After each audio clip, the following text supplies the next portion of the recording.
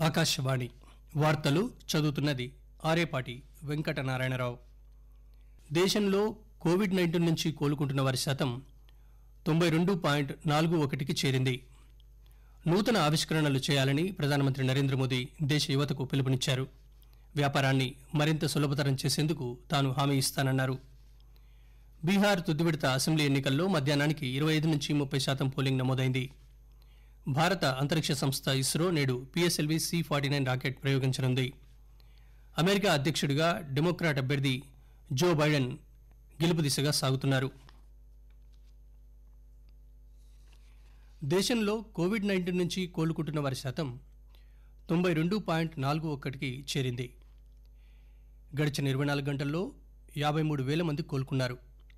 దీంతో మొత్తం రికవరీల సంఖ్య 78 లక్షలకు చేరిందని కేంద్ర ఆరోగ్య మంత్రిత్వ శాఖ తెలిపింది. గడిచిన 24 గంటల్లో 50,357 కొత్త కేసులు నమోదయ్యాయి. దీంతో మొత్తం పాజిటివ్ కేసుల సంఖ్య 84 లక్షలకు చేరింది. గడిచిన 24 గంటల్లో 577 మంది చనిపోవడంతో మొత్తం మరణాల సంఖ్య 125,562కు చేరింది. గడిచిన 24 గంటల్లో 11,13,000 కరోనా నిర్ధారణ పరీక్షలు నిర్వహించినట్లు భారత వైద్య పరిశోధనా మండలి తెలిపింది. నూతన ఆవిష్కరణలు చేయాలని ప్రధానమంత్రి నరేంద్ర మోదీ దేశ యువతకు పిలుపునిచ్చారు.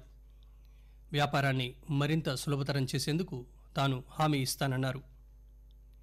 ఐఐటి ఢిల్లీ 51వ స్నాతకోత్సవంలో వీడియో కాన్ఫరెన్స్ ద్వారా ఆయన ప్రసంగించారు. ఆత్మనిర్భర్ భారత్ విజయానికి ఆవిష్కరణలే కారణమని చెప్పారు. స్నాతకోత్సవంలో భాగంగా PhD, MTech, masters of design, MBA, BTech పూర్తి చేసుకున్న 2,000 మందికి పైగా విద్యార్థులకు పట్టాలిచ్చారు. మెడల్స్ కూడా బహుకరించారు. కార్యక్రమంలో కేంద్ర విద్యాశాఖ మంత్రి రమేష్ పోఖ్రియాల్ తదితరులు పాల్గొన్నారు.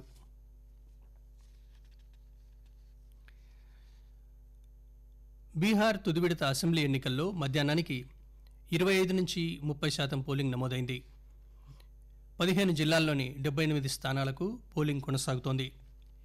ఈసారి ఓటింగ్ శాతం ఎక్కువగా ఉండే అవకాశం ఉందని ముఖ్య ఎన్నికల అధికారి హెచ్ఆర్ శ్రీనివాస తెలిపారు. 243 మంది సభ్యులున్న బీహార్ అసెంబ్లీకి 3 విడతల్లో ఎన్నికలు జరుగుతున్నాయి. అక్టోబర్ 28న తొలి విడత, నవంబర్ 3న రెండో విడత ఎన్నికలు జరిగాయి. ఈ నెల 10న కౌంటింగ్ ఉంటుంది. వాల్మీకి నగర్ లోక్సభ నియోజకవర్గానికి కూడా నేడు ఉప ఎన్నికలు జరుగుతున్నాయి. పెద్ద ఎత్తున ఓటు వేయాలంటూ ప్రధానమంత్రి నరేంద్ర మోదీ బీహార్ ఓటర్లకు ట్వీట్ ద్వారా పిలుపునిచ్చారు. అయితే మాస్కులు ధరించి భౌతిక దూరం పాటిస్తూ ఓటేయాలని ప్రధాని సూచించారు. భారత అంతరిక్ష సంస్థ ఇస్రో నేడు PSLV C-49 rocket ప్రయోగించనుంది. Shri Potti Sriramulu Nellore జిల్లాలోని శ్రీహరికోటలో ఉన్న షార్లోని ప్రథమ ప్రయోగ వేదిక నుంచి ఈ రాకెట్ను ప్రయోగించేందుకు శుక్రవారం మధ్యాహ్నం 1:02 కౌంట్డౌన్ ప్రారంభించారు. 26 గంటల కౌంట్డౌన్ తర్వాత నేటి మధ్యాహ్నం 3:02 ఒక స్వదేశీ 9 విదేశీ ఉపగ్రహాలతో రాకెట్ నింగిలోకి దూసుకుపోనుంది. దీని ద్వారా కక్షలోకి చేరవేసే మన దేశపు భూ పరిశీలన ఉపగ్రహం EOS-01 వ్యవసాయ, అటవీ సమాచారంతో పాటు విపత్తుల సమయంలో సమగ్ర సమాచారం అందివనుంది.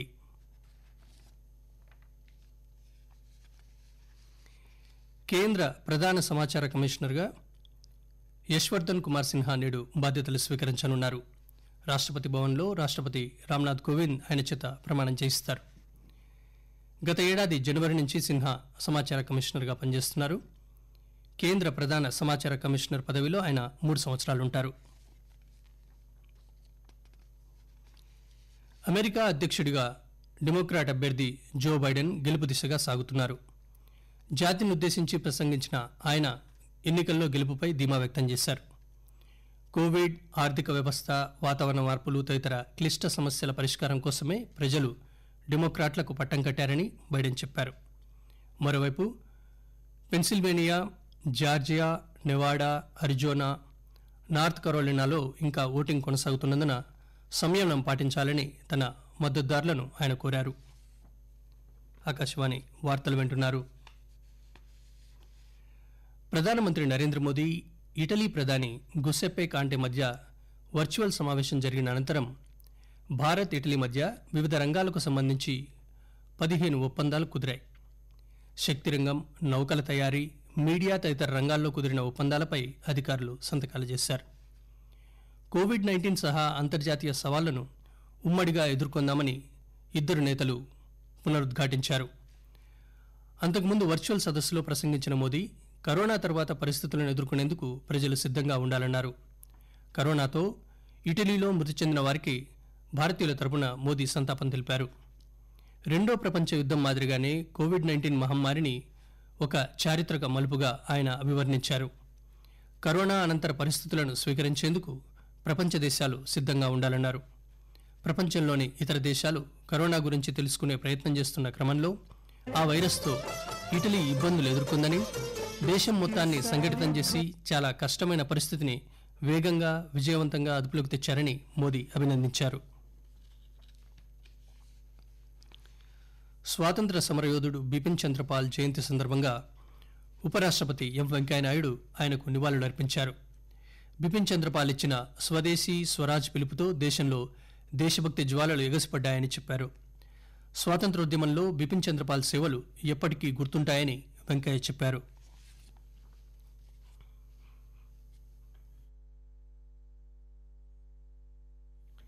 ఉత్తర భారతదేశంతో పాటు ఢిల్లీలోని వాయు కాలుష్యాన్ని నియంత్రించేందుకు కేంద్రం అన్ని చర్యలు తీసుకుంటోందని కేంద్ర పర్యావరణ శాఖ మంత్రి ప్రకాష్ జవదేకర్ తెలిపారు. ఇందుకోసం అన్ని రకాల సాంకేతిక సహకారం తీసుకుంటామన్నారు. గాలి నాణ్యత నిర్వహణపై ఎంఎం కుట్టి నేతృత్వంలో కేంద్రం ఏర్పాటు చేసిన కమిషన్ త్వరలో సమావేశం కానుంది. కమిషన్తో పాటు రాష్ట్రాల సహకారంతో ఢిల్లీ ఎన్సీఆర్ ప్రాంతాల్లోని కాలుష్యాన్ని నియంత్రిస్తామని జవదేకర్ తెలిపారు.